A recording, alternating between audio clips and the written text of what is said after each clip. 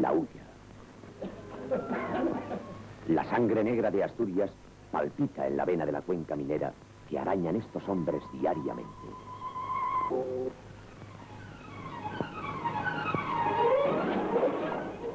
Y esta entraña oscura revienta al exterior en castilletes y bocaminas por donde salen los glóbulos negros que necesita la industria, el pulso de las grandes fábricas.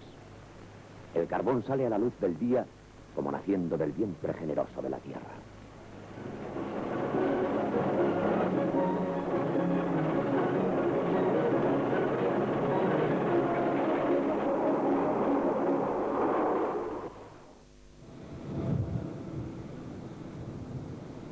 El Instituto Nacional de Industria era un gigante con los pies de barro en Asturias, la siderurgia y la minería.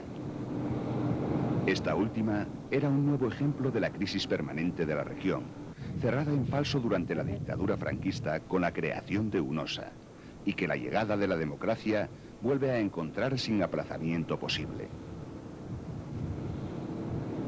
Una minería no competitiva, un carbón de escasa calidad, y toda una comarca del centro de Asturias con su futuro dependiente de las explotaciones hulleras en constante amenaza. UNOSA llega a 1976 notando con fuerza la crisis económica y política en la que está inmerso el país.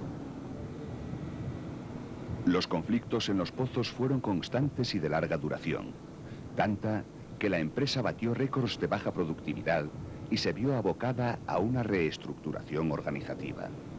Y tomadlo en serio, compañeros, porque ya ayer... Era el inicio de una cadena de acontecimientos imparables en los que tendrá mucho que ver la actividad real de los sindicatos, todavía clandestinos, que superan la ficticia estructura del sindicato oficial hasta llegar en 1977 la legalización y las primeras elecciones sindicales libres en febrero de 1978. De las que salió la comisión encargada de negociar el primer convenio colectivo de la nueva situación. El campo asturiano seguía formado por pequeñas explotaciones, obsoletas en maquinaria y envejecidas en trabajadores, aunque con un importantísimo peso de población activa dependiente del sector. Todo el sector estaba formado por las seculares y pequeñas explotaciones que cada vez más se demostraban incompetentes ante la nueva situación, con ofertas industriales férreamente respaldadas, muy lejos de las que podía ofrecer el campesino astur. Parecidos problemas eran compartidos por el sector pesquero, en franco retroceso en los años 70 y 80. La flota estaba formada cada vez más por pequeños barcos de bajura, sin aventuras en lejanos caladeros, que no dirigían sus protestas a Europa, sino a Madrid. Las anticuadas estructuras de comercialización dejaban exiguas ganancias a los marineros, mientras el precio del pescado seguía estando caro. Todo parecía indicar que se entraba en una nueva fase, pero los duros tiempos no habían acabado aún. Eran tiempos, duros tiempos, tiempos de tempestad. La tempestad azotaba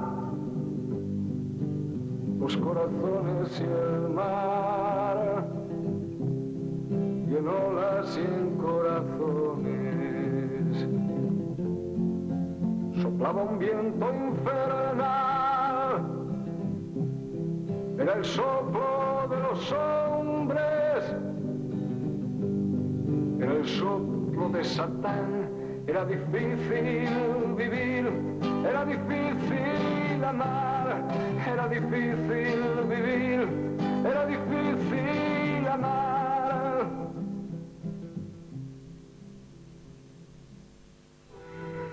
Las naves Voyager han escudriñado... Mientras los ingenios de las grandes potencias surcaban el espacio en un trajín constante a la conquista de mundos desconocidos, en Asturias andábamos metidos en el remate de obras para poner en marcha nuestra primera autopista.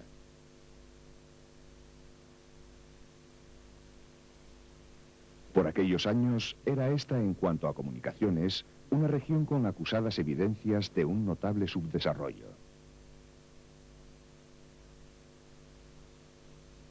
El diagnóstico, hecho 2 siglos antes por Jovellanos, de que el transporte era la clave para el desarrollo de Asturias, seguía vigente sin que los distintos regímenes y gobiernos de la nación aplicasen desde entonces la cirugía correspondiente. Pero aquel año de 1976 era distinto. La nueva autopista, bautizada como Y, iba a unir las 3 grandes ciudades asturianas, Gijón, Oviedo y Avilés, y por extensión a sus comarcas limítrofes, con una nueva vía exenta además de peaje. Preparada para absorber un tráfico de 37.000 vehículos diarios, la autopista Y iba a tener un impresionante efecto multiplicador en las comunicaciones de las 3 grandes ciudades asturianas. Por ello, suscitó el entusiasmo de los asturianos. La historia de Asturias ha estado determinada por su accidentada geografía. El aislamiento asturiano, tantas veces magnificado, era en el último tercio del siglo XX un lastre definitivo para su desarrollo, un muro que la separaba del resto del país. Insuficientemente comunicada por las 2 alas, por el occidente con Galicia y Portugal, y por el oriente con la ruta hacia Europa a través de Cantabria y el País Vasco. Las comunicaciones con la meseta encontraban en Pajares el eterno agujero negro que se tragaba cualquier expectativa de progreso económico. Sin embargo, la década de los 70 iba a traer por fin buenas noticias para el transporte en Asturias. Pero el tren llegaba cuando y como podía. La cordillera cantábrica, y en concreto el inevitable puerto de Pajares, seguía siendo, como hoy, un trazado sembrado de túneles y desniveles inacabables que dilata y encarece el transporte ferroviario. Y lo que es peor, provocaba accidentes que con demasiada frecuencia dejaban incomunicada a Asturias, en ocasiones durante más de una semana. Las insuficiencias para el transporte las cubría una vez más el mar. El mar siempre ha jugado un papel liberador para la economía asturiana. Los puertos de Gijón y Avilés suplían en parte las tremendas carencias tanto de la comunicación terrestre como de la ferroviaria. La progresión constante de las instalaciones portuarias en el Musel, propiciada por su situación a mar abierta y el consiguiente aumento de sus tráficos, despertaron como lo venían haciendo desde hacía 2 siglos los recelos de Avilés. El puerto de Avilés tenía problemas de calado y maniobrabilidad para acoger buques de gran tonelaje. Y esto para un tráfico pesado tan exigente como el que comporta el mercado siderúrgico suponía graves dificultades. Sin embargo, Avilés se convirtió en el principal puerto pesquero de la región. El 75% de la pesca asturiana se rula en la villa avilesina y en uno de los más importantes del Cantábrico. En otros, como Cudillero, se acometieron obras para acondicionar nuevos muelles que paliaran las deficiencias del tradicional y escaso puerto Bisueto, poco preparado para el volumen de pesca que exigían los nuevos tiempos.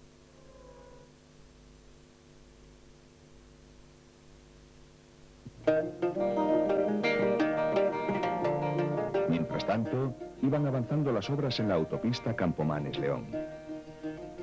Con sus cerca de 87 kilómetros, iba a ser la autopista de alta montaña más larga de Europa. Las obras, algo a lo que los asturianos hace tiempo que se habían acostumbrado, se fueron retrasando. Pero el caso es que la nueva ruta por el Valle del Huerna estaba cada vez más cerca de ser una realidad. Al principio iba a constar de una calzada.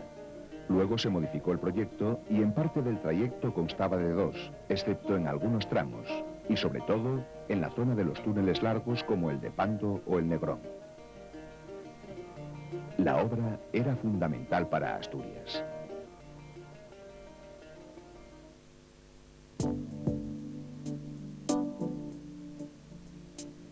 En 1976, después de 2 años sin competir, José Manuel Fuente, el Tarangu, se probaba para volver al ciclismo activo, donde tantas victorias nacionales e internacionales había obtenido. Pero una enfermedad le impedía la práctica del ciclismo. Era un mito que terminaba una carrera triunfal y controvertida. Era un deportista atípico, fuera de fórmula. El Tarancu era un mito de carne y hueso con problemas de salud. También teníamos otros mitos, estos de piedra y con edades seculares, que estaban enfermos, o lo que es peor, abandonados en su enfermedad. El rico patrimonio histórico-artístico asturiano atravesaba por una situación penosa. Unos se caían a pedazos y otros eran derribados en aras de intereses inmobiliarios. Este fue el caso del Palacete de Concha Eres, ilustre edificio situado en pleno centro de Oviedo, penúltimo testigo del antiguo esplendor del barrio Nubia. Pero lo más humillante estaba por llegar. Un mal día, los asturianos se desayunaron con la noticia de que la Cámara Santa había sido saqueada y, entre otras joyas en ella depositadas, había desaparecido la Cruz de la Victoria. El robo venía a ser como una desgraciada alegoría de la fragilidad de Asturias. El valor del símbolo consiguió lo que nunca antes había sido posible: la protesta unánime de todas las fuerzas políticas y sociales sin distinción de ideologías. La falta de medidas de seguridad en el recinto de la catedral fue algo que nunca pudieron explicar las autoridades civiles y eclesiásticas. Un ladrón entró con total impunidad en la Cámara Santa y sencillamente cogió lo que le apeteció. Posteriormente deshizo a golpes las joyas en un intento de aprovechar lo que él creía de valor. El suceso conmocionó a la sociedad asturiana e hizo correr ríos de tinta.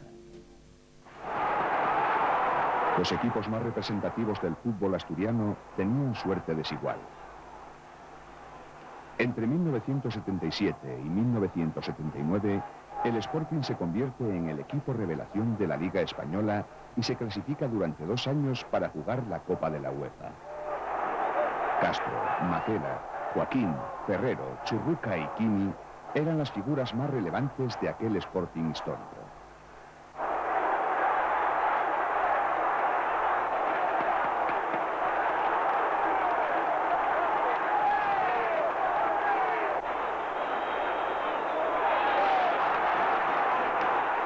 Pero sin duda ninguna, el más querido por la afición era Enrique Castro Quini.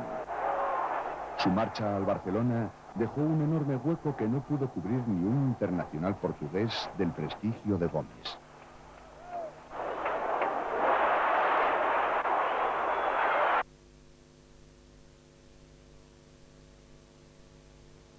Por esas mismas fechas, el Oviedo andaba por segunda división, quizá echando de menos a jugadores como Marianín, el mayor goleador de su historia, que andaba finalizando entonces su carrera en la Cultural Leonesa.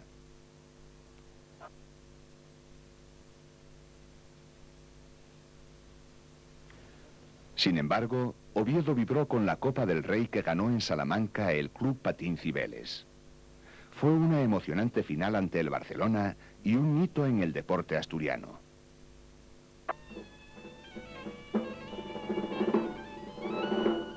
El gran acontecimiento deportivo asturiano, con fama mundial, cumplía en 1980 sus bodas de plata. Después de medir las aguas, Hablamos del descenso del Sella, un evento que se sigue repitiendo año tras año y que rezuma eso que llaman asturianía por los 4 costados. Esta Olimpiada nuevamente se autorizan a redondas la carrera por el agua. Guarde el público silencio y escuche nuestra palabra. En todo eran momentos de cambio. Y ese cambio en la sociedad se traducía frecuentemente en avances. Uno de ellos fue la instalación en 1979 de un escáner en el Hospital General de Asturias, todavía entonces con un futuro incierto, que supuso un salto enorme hacia una tecnología digital que parecía aún de la Guerra de las Galaxias. La cultura iba a cambiar con el más aparatoso recurso de promoción exterior del Principado. Una fundación Príncipe de Asturias que estaba naciendo con presupuestos todavía modestos.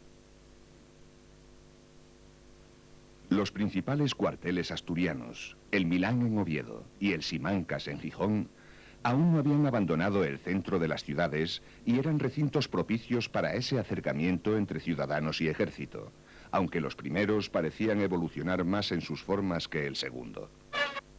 La Iglesia, por el contrario, demostró su secular habilidad para diagnosticar los problemas y adecuarse a las nuevas realidades de tiempos tan cambiantes. Además, durante estos años, pasaron por la diócesis asturiana figuras que se irán destacando después en la conferencia episcopal. Obispos y arzobispos que siguieron la senda de Enrique Tarancón, como Elías Llanes, José Sánchez y Gabino Díaz Merchán. Pero no todo iban a ser cambios. En algunos aspectos, la sociedad asturiana no era muy diferente a la actual. Lejos de la primitiva y el cuponazo, la búsqueda de una de 14 era la quimera perseguida entonces como hoy. Como las de 14 escaseaban, los asturianos anteriores al paraíso natural veraneaban normalmente en Castilla, devolviendo visita a los castellanos que desde siempre habían buscado los 9 baños en nuestras playas. Aunque siempre había quien ya soñaba con otras latitudes que antes de llegar los viajes del inserso eran reservas de suecos y suecas. Uno de los bienes más apreciados de aquella sociedad en toda España, sin duda por lo incierto de las fechas y el movimiento de viejos fantasmas aún demasiado presentes, era la seguridad ciudadana. Los ataques a la libertad y el azote del terrorismo creaban una psicosis sabiamente atizada desde algunos sectores que en Asturias se hizo cierta cuando comenzaba el verano de 1979 y un numeroso comando de ETA daba el atraco del siglo en el Banco Herrero de Oviedo. El banco habló de 100 millones, la prensa de 700. Junto a los elementos de la vida cotidiana comenzaban a apreciarse otros silenciados hasta entonces. Con los últimos estertores del franquismo, los nacionalismos con tradición y potencia histórica se reorganizaron. Otros, como el asturiano, empezaban a caminar haciendo de la reivindicación lingüística su principal banderín de enganche. Asociaciones como Concello Bable, combativa desde su sección en la revista Asturias Semanal, y reivindicaciones como Bablenes Escueles, poblaban ya calles y paredes en toda Asturias. Todo este proceso cristalizó el 15 de diciembre de 1980 con la creación de la Academia de la Lingua Asturiana tras años de reivindicación, cada vez más próxima a diversas capas de la sociedad. Su primera labor, la normalización, se enfrentaba a la dispersión en un minifundio lingüístico tradicional y resistente a cualquier normativa que los nuevos estudios no hacían más que descubrir para retraso de la labor uniformadora. La música era un sector privilegiado en el ocio de los asturianos. Aunque quedase ya muy poco de los grupos que habían roto el juego con el rock de los años 60. Algunos de sus miembros más destacados bregaban en solitario, abriéndose camino en nuevos ritmos más a la moda melódica y festivalera de la nueva década. Cuando el sol se va, emborráchate, pierde tu control por una vez más. Emborráchate, sin miedo al sufrir, verás que el dolor a tu corazón no consigue herir. Emborráchate.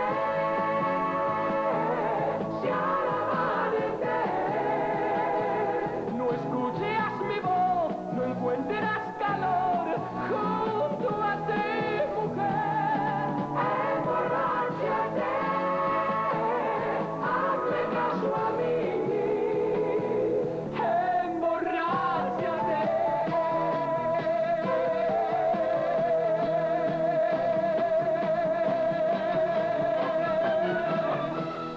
Pero no eran la producción característica. Los cantautores y derivados, a veces agrupados bajo el ya entonces antiguo nombre de la canción protesta, copaban los gustos de aquellas fronterizas fechas. Víctor Manuel inició el camino y nunca rompió amarras con Asturias. A la estela surgieron otros como Muberu, con un mayor grado de compromiso asturianista. Otra vez cabezalera, contra el silencio y el miedo de la posguerra cabera. En Llevantate da Fechu también fuiste la primera.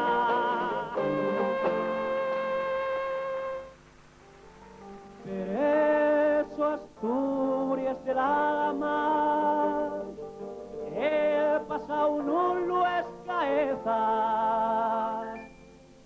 Y si lo escaeces un día,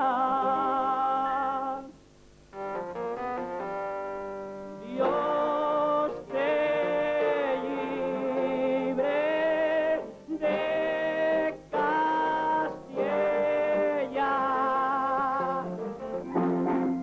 En ese panorama llegaron los años 80 y la explosión en las cadenas de radio de las FM posibilitó el lanzamiento de grupos veteranos como los Estucas, que crearon con las ventas de su primer LP la ilusión de una industria discográfica asturiana y que ha dejado destacados ejemplos de éxito nacional como Ilegales o representantes de un rock autóctono como Asturcón.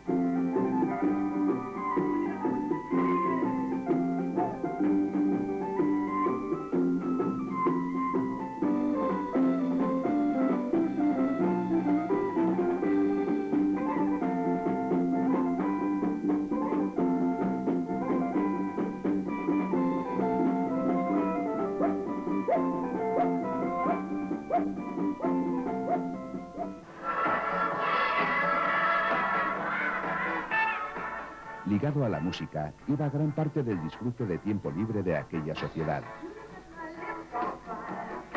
Las discotecas eran, a finales de los 70, uno de los lugares favoritos del esparcimiento asturiano. No eran novedad, pero como en medio mundo, eran moda gracias a John Travolta. Su personaje en Fiebre del Sábado Noche, un italoamericano bastante hortera de nombre Tony Manero, había modificado los hábitos de la juventud que estudiaba o cada vez menos trabajaba y que siempre bailaba en pos de una esquiva fama al son de la atiplada voz de los Bee Gees. Las discotecas comenzaban a tener una alternativa en los pubs. Locales más tranquilos para gentes de 30 en adelante, en los que surgió una nueva modalidad de cantante, el obrero del pub. Veteranos y noveles, humoristas, cantantes y todo tipo de artistas a tiempo parcial coparon estos locales. Algunos siguen siendo muy conocidos hoy día. Tenía una gallina,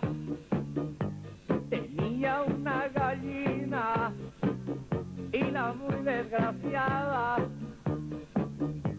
bebía gasolina, la bebía así, la bebía así, la bebía así, la bebía así.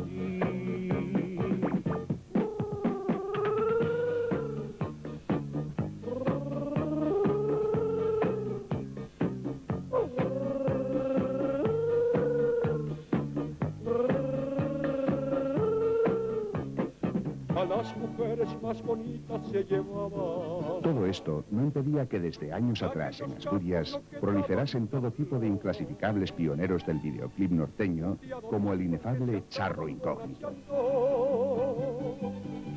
A la cantina le corrieron a avisar. Cuídate, Juan, que por ahí te andan buscando. Son muchos hombres, no te vayan a matar. No le dio tiempo de montar en su caballo. Pistola en mano se le echaron a montón. Estoy borracho, les gritaba y soy buen gallo. Cuando una bala atravesó su corazón. Pobre Juan charrasqueado, tan valiente, tan hombre, y lo mataron por la espalda.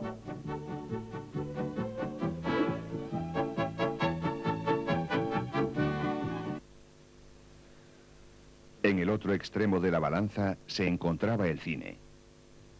Para él, como espectáculo de masas, había pasado el tiempo de las grandes salas con multitud de espectadores. Se imponían las películas subtituladas de arte y ensayo, el inicio de los minicines y, por supuesto, los derribos. Salas emblemáticas como el ovetense Real Cinema fueron pasto de la piqueta. Los pueblos, para los que la película semanal había sido la única distracción desde los años 50, dejan de tener cine. Sin embargo, eran buenos tiempos para los medios de comunicación. Los diarios regionales y locales empezaban a vislumbrar momentos de auge en los que la multiplicación de los centros de atención era fundamental. Noticias no faltaban en Asturias, aunque faltasen los recursos actuales para transmitirlas. Los diarios clásicos seguían manteniendo buena salud. El comercio llegaba al siglo en 1978, pero también toda una generación de periodistas jóvenes, muchos de ellos con formación universitaria, estaban iniciándose en la profesión, y con ellos nuevos proyectos empresariales con grandes dosis de ilusión y medios técnicos considerablemente más modernos. Las emisoras locales y regionales de radio tenían ya una dilatada tradición y escasas exigencias técnicas, lo que les permitía consolidar un cierto mercado en comarcas donde no era posible tener un diario propio y donde la emisión en cadena nacional no era como la actual, dejando enormes huecos para la información local. En televisión no había posibilidades de un protagonismo regional. En un país con solo una empresa estatal y 2 cadenas, los éxitos de programación desbordaban todos los márgenes conocidos. Series como El hombre y la tierra habían subido a los altares a Félix Rodríguez de la Fuente, un amigo de los animales que en Asturias tenía tantos seguidores que tras su muerte tuvo en La Felguera su primera estatua póstuma. En fin, todos estos elementos iban componiendo el panorama de una sociedad, la nuestra de hace 20 años, que limitaba al sur con la dictadura y al norte con la autonomía, y en la que los deseos de los asturianos eran tan simples como lejanos de los designios de la economía.